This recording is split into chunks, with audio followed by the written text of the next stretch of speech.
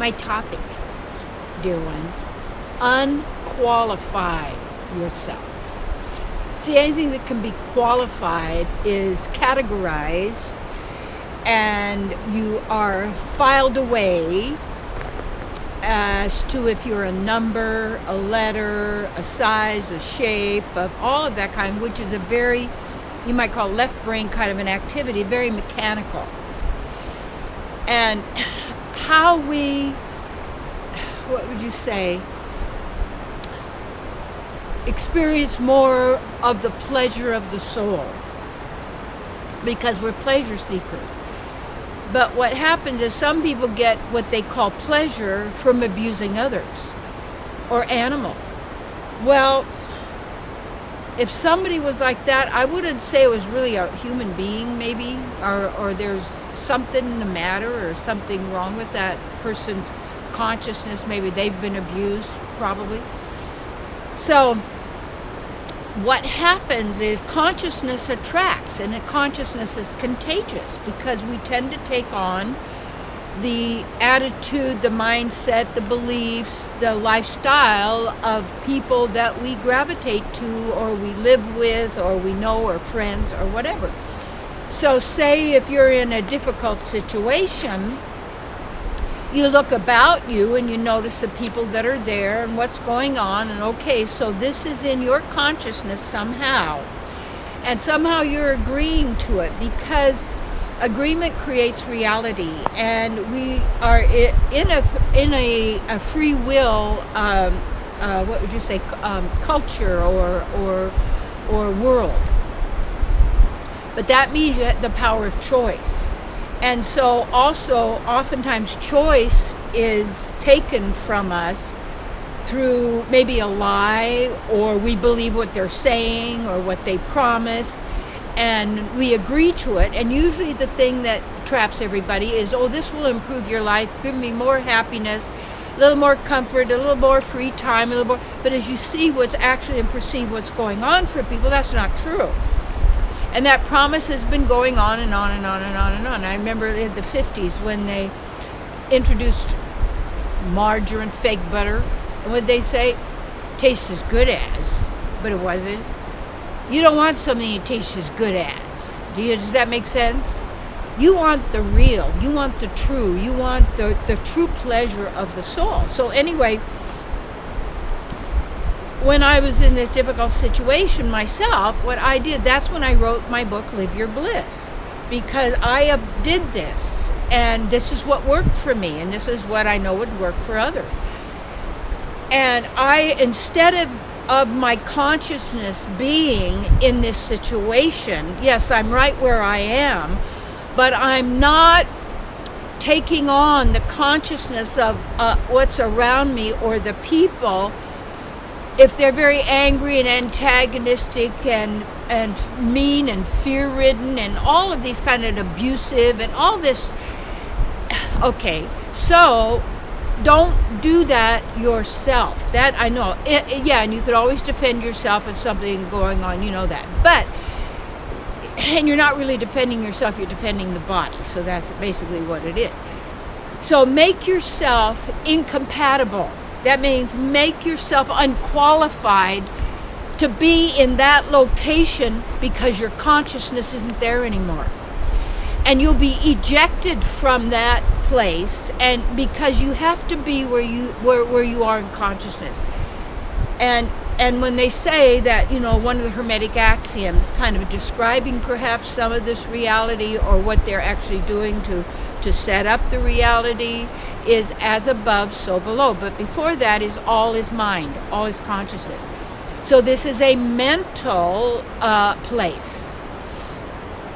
It's a mind place.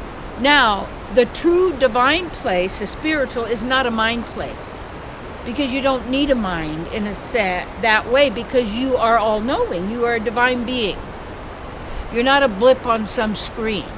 You're not a number in a box. You're not a social security number. All of these things. When you get the people in your life who are maniacal about control And what happens, or if we want friends, or we want to be included, or we want to be in a relationship, like some people say, well, a bad relationship's better than not a relationship. Really? When you have a relationship with yourself, see, people are saying, I want somebody to know who I really am. Do you know who you really are? Well, I want someone to really see me as I am. Do you really perceive yourself as you really are? And if you really did, you wouldn't need it to come from anybody else, because you're self-satisfied. And everybody could be self-satisfied. And then, in a sense, we don't need each other, because we're each whole, complete, and perfect in every absolute way, because we're divine. We like being together when we want to and creating together. So you make yourself compatible. That means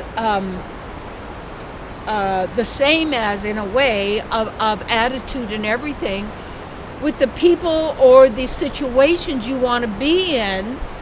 You have to be there first, you see. And that's this new book I'm working on called Be There Now, because nobody wants to be here. And when you're there, wherever it is, you've already arrived. You're not waiting to arrive. You have already arrived. And so we are taught by others that's fantasy, that's not real or true. So then we're giving all this other information and knowledge. It's all fantasy, all based on blind faith and whatever. And even money, is a religion, because it has denominations, 5s, 10s, 20s, whatever they're letting you have it, or whatever.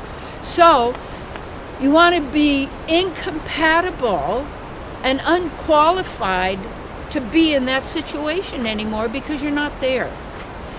And you have to be in consciousness first. And what people tend to say is seeing is believing.